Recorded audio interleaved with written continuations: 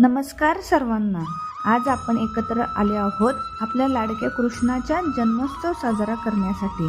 हा फक्त धार्मिक सण नाही, ही कथा आहे सत्याची, धैर्याची आणि विश्वासाची. प्राचीन काळी मथुरेत राज्य करत होता एक अत्याचारी राजा कंस. त्याच्या भविष्यवाणी अशी झाली होती की त्याच्या बहिणी देवकीच्या 8व्या अपत्याने त्याचा अंत होईल.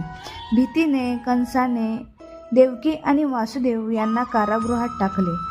पहिल्या 7 मुलांचा जन्म होताच त्यांना निर्दयपणे ठार मारले.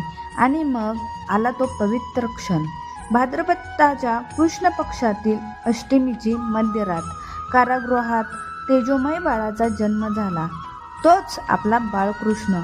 त्या क्षणी सगळ्या बेड्या तुटल्या, दरवाजे आपोआप उघडले आणि वासुदेव पावसाच्या सरीत, विजांच्या कडकडात टोपलीत बाळकृष्णाला घेऊन यमुना नदी पार करून गोकुळात पोहोचले.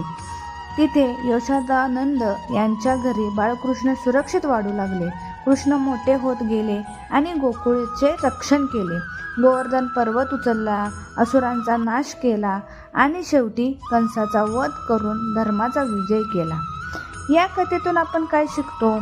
सत्याचा विजय कितीही उशीर का होईना पण नक्की होतो. संकटात धैर्य आणि योग्य कृती आपल्याला वाचवतात.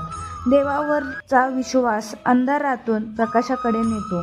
मग चला, आज कृष्ण जन्माष्टमीच्या दिवशी आपण आपल्या कामात, जीवनात आणि वागण्यात सत्य, विश्वास आणि चांगुलपणा यांचाच मार्ग करूया. जय श्री कृष्णा, जय श्री राधा.